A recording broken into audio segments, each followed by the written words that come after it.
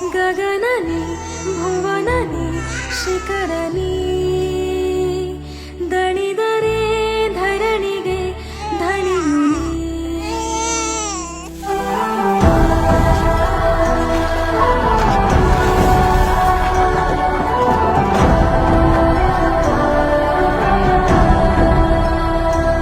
ಉದಯನಿ ಉಲ್ಕೆನಿ ಸಕಲನಿ ಪಣವಿಡು ನಾಳೆಯ ಚರಿತೆನಿ.